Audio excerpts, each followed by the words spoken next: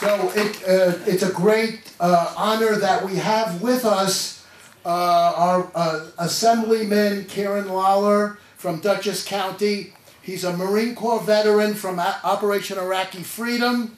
He's a frequent guest on Fox News.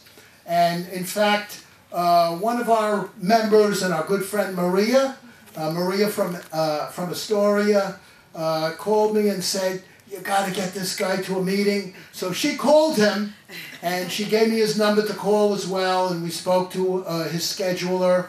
You know, he was on Tucker Carlson speaking about, you know, what's going on with this new headquarters, this new Amazon headquarters, which was a massive taxpayer subsidy. It's a real boondoggle. It's a real, like, you know, creating havoc when Maria lives in Astoria.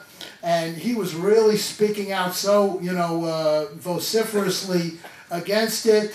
You know, the people in Astoria are all up in arms, and as are many of us, you know, for, you know, the way it went down. But, you know, let's give a big welcome to Assemblyman Lalor. Thank you. Thanks for that introduction, Phil. That was great. That's right. Phil and Maria saw me on Tucker, and I know usually on Fox they like tall blonde women, but they make an exception. Occasionally they want a big bald Irish guy. Must be a ratings thing. Specifically, I was asked to come talk about the Amazon deal, and I was thinking about, you know, how do I kind of put that in perspective?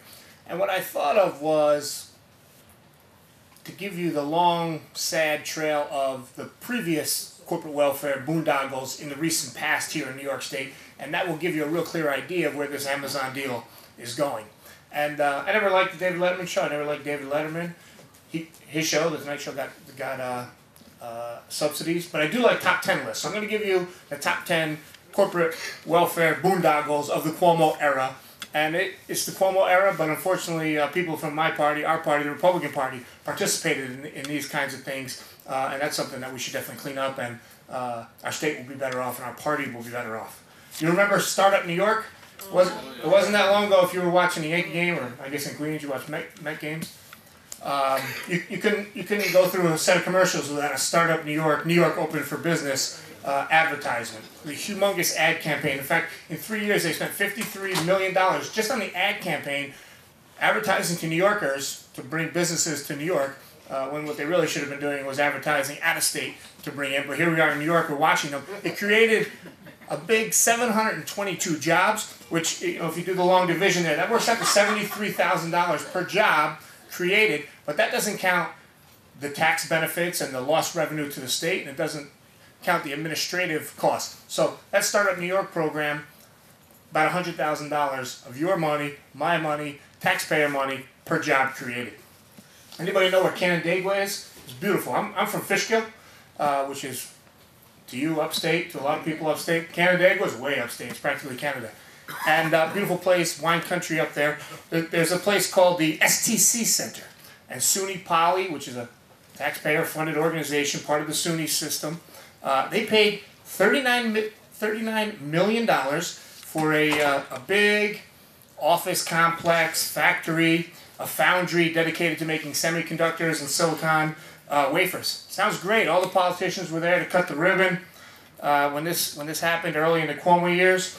In 2017, this $39 million facility was sold to a German company for $2 million. Now this is New York, right? It's the financial capital of the world. It's buy low, sell high. Well, in New York State, under this administration and for different reasons, we buy high, $39 million, and we sold it for $2 million. But in fact, we didn't even really get the $2 million because the company that came in to take that property off our hands, we had to pay them $8 million to come here. So we actually lost $6 million. I don't know whether to laugh or cry. Number 8. Quad C in Utica. $225 million facility. We built it. The taxpayers built it. At first we spent $125 million. A high-tech facility was going to bring in all these jobs. We're leasing it now. There's a 15-year lease. They pay $150,000 a month. I'm sorry, a year. $150,000 a month to lease this thing. They over the whole course of the lease, 15 years, it's $2.3 million. to lease this facility, which cost $125 million to build. But this company that we tricked into leasing it, they couldn't use it without a $100 million taxpayer-funded refitting of the property. So they're pledging to create 300 jobs up there in Utica. That works out to $733,000 in tax dollars for every one job created. Or as they say in the Cuomo administration, 733 boxes of ziti, which is a part of these corporate welfare problems. If you remember, some of the Cuomo people who got caught up in corruption scandals had a lot to do with these corporate welfare programs, and they thought they were being cute, referring to thousands of dollars as boxes of ziti. Number 7, the Buffalo Billion. Elon Musk is a billionaire. He builds solar panels. He builds Tesla cars. He's a billionaire. He's got a few $1 billion. He's probably got more than everyone in this room combined. We built a factory. We, the taxpayers of New York State, whether we liked it or not, we built a factory in Buffalo, $750 million factory. He promised 5,000 jobs. If those 5,000 jobs came, best case scenario, $150,000 per job. But we're 3 or 4 years into this. We're talking 700 jobs. We built a $750 million factory in Buffalo, and 700 jobs have come. Really incredible. They said it was going to change the economy of Buffalo. Wallet Hub does surveys, economic surveys. The 6th worst place in America to find a job, despite this billion-dollar effort, multi-billion-dollar effort in Buffalo, is Buffalo, New York. It's not working. Have you heard of I don't mean to depress you, but we get the facts out there. It's going to help us in elections. It's going to help our wallets. It's going to help our economy. Have you ever heard of AMRI? I haven't heard of it either. But you and I are basically stockholders in AMRI because we're told to pay our taxes, and we dutifully do that. And then our money is invested in companies like AMRI. And if they do well, we don't share in the return on investment, even though we're the investors. But we share all the risk. In this case, this is a good story. AMRI, they got $50 million in tax dollars, and they reached their goal. Great news. But their goal was only 55 jobs. Comes out to $909,000 per job. Anybody go to the movies here? Curtis, am I depressing you? Okay. That's Cuomo. That's yes, Cuomo. You're right. We had it with the father and the son. You're right. 8 years ago, Curtis Sliwa came up to Fishkill, where I live. We did a fundraiser in my living room for our U.S. Senate candidate, Joe Diaguardi. I have a great picture of me and Curtis and my wife, who's pregnant with my now 7-year-old son, hanging in my assembly office. So I just saw you there. It made me think of that picture. I'm glad I came down to you this time. The movies, The Hunger Games. You know the movie The Hunger Games? It's about kids fighting for survival. We have a program. It's $750 million per year, taxpayer money, $750 million. And what Governor Cuomo set up was these regional economic development councils to compete against each other for the $700 million that the Cuomo administration decides. And in many upstate communities, they really are fighting for survival. So they set up these regional economic development councils. If Cuomo likes you, your economy might get a little bit of a boost.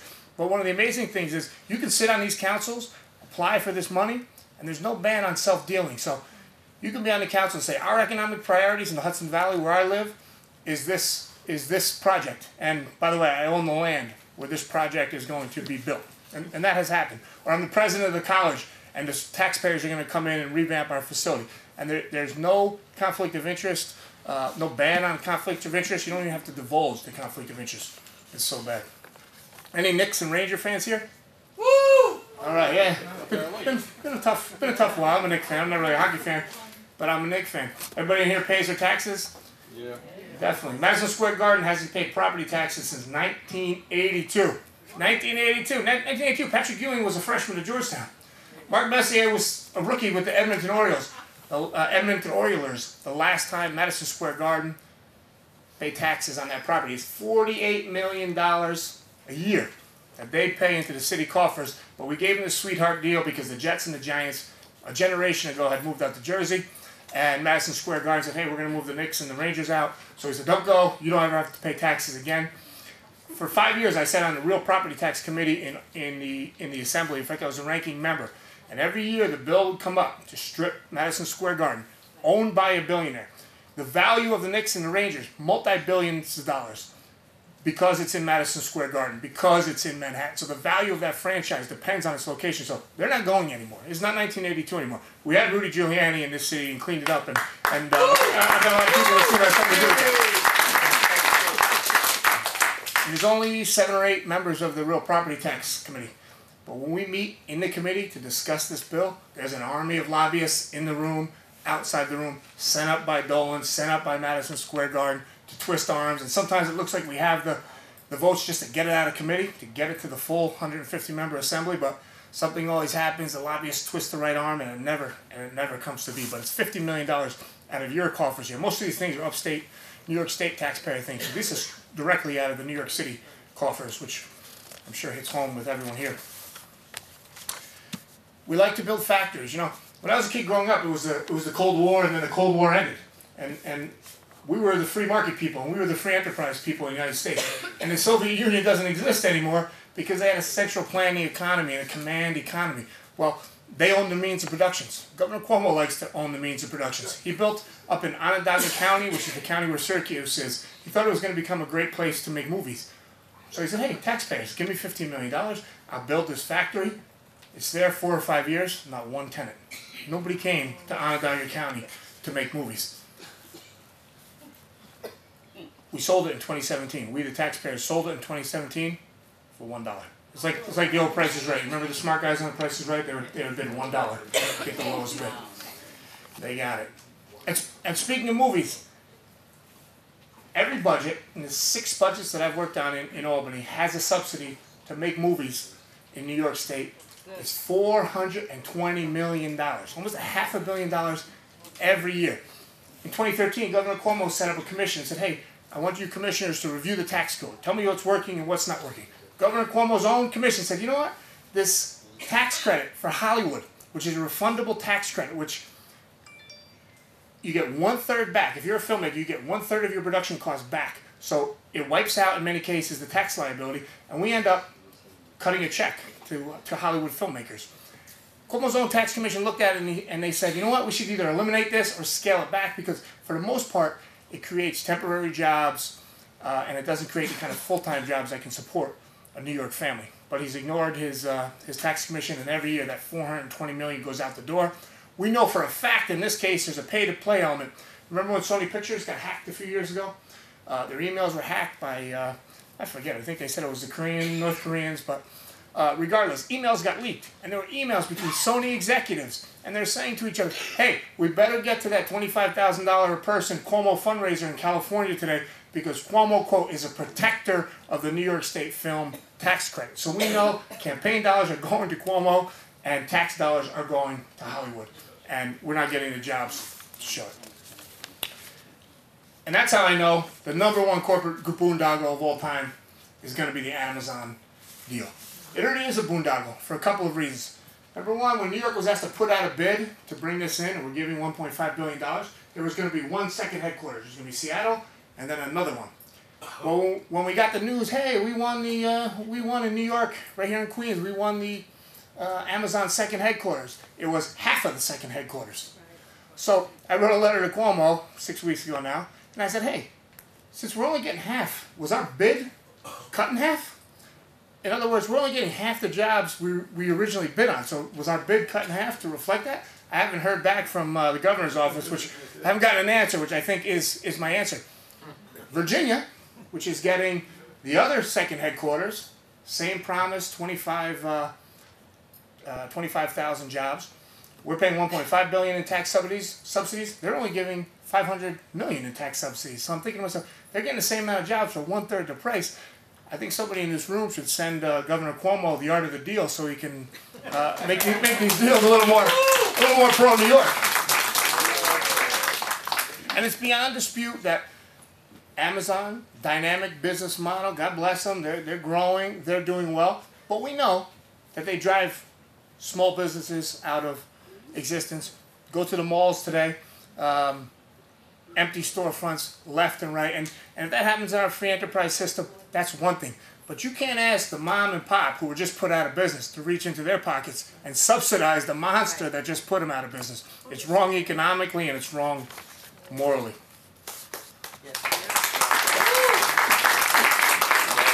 I'm going to wrap up here. So we're number one. New York State, you read all the ratings. We're number 50 in, business climate, number 50 to retire. But you know what we're number one in? Taxes. Number one in taxes. In large part because we're also number one in corporate welfare. And even though we're the number one state giving these subsidies in so-called economic development, our economic growth rate is slower than the national average, and our unemployment rate is higher than the national average. It's not working. Here is a message that Republicans can run on and win on. Take that. It's between $4 and $8 billion every year, 2 or 3% of our state budget going to these corporate welfare boondoggles. Take that, $4 to $8 billion, all of it. I'd take some of it, if that's all we could get, and give it back to the people who made it in the first place in across-the-board tax relief for small businesses, big businesses, individuals, and we'll see our economy boom. And we won't have to run commercials that say, come to New York. The businesses will sniff out the good business climate and the good tax climate, and they'll come here, and we won't have to have our Yankee games interrupted by those nasty commercials.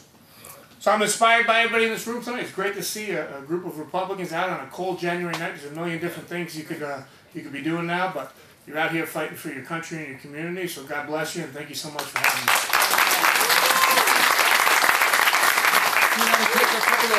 We can take a couple of questions to the Assemblyman. So, Rabbi. Yes, Rabbi. So, when are you launching your campaign for governor? You're very kind. You're very kind.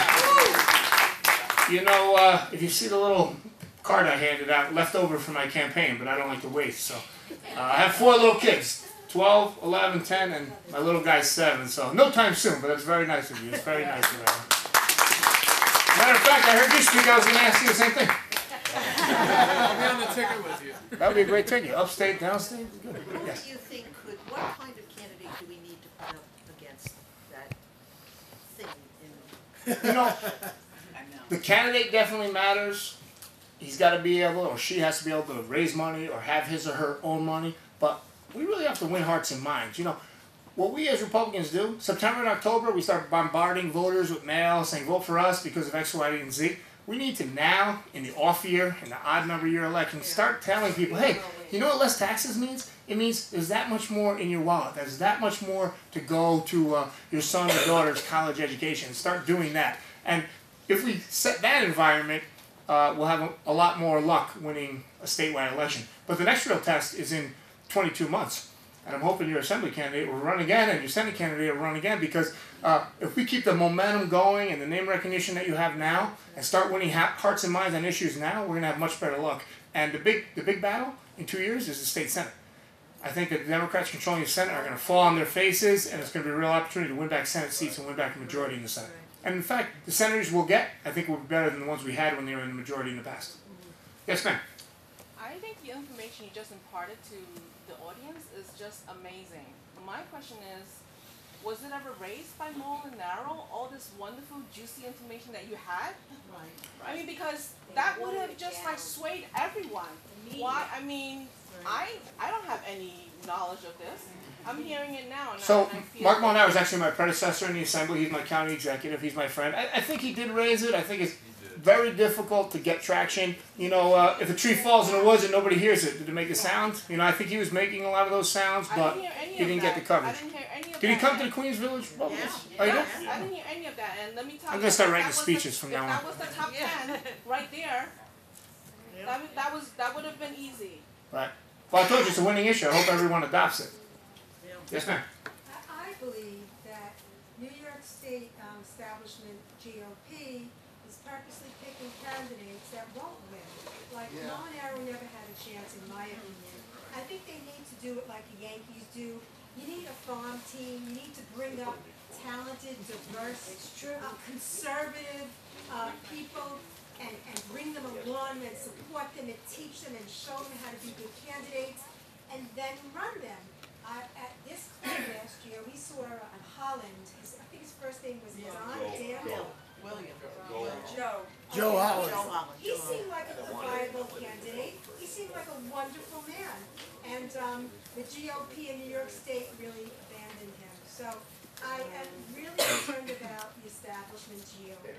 I agree with you. I agree with you on the establishment GOP. I think Lalor was definitely groomed for that office. I think he was a good candidate. I could definitely argue with some things. I think he could have done a better job embracing the good of Trump and kind of separating himself from some of the negative. But money, you need money. Sad to say. And the debate hurdle. We're just time for one more question. Yes. Hey Kieran, have you documented any of this? Have you done? Well, I've written articles for the Post. I've been all over the place with it. So is there a place where our members can go to perhaps your state assembly site? Yeah. Or another site? Where Yes. we My state assembly site. we can All of this access all information is there on the email that Phil sent out. Links right to my assembly site. So you go there. I think it's under press, and you'll see press releases on other topics, but definitely all these topics. In fact, to prepare this today, because I kind of dealt with these issues over a matter of years, I went through those old press releases and pulled out the information. Is it downloadable, what you got on your site? Is it like downloaded? You can go right there, print it out. Yeah.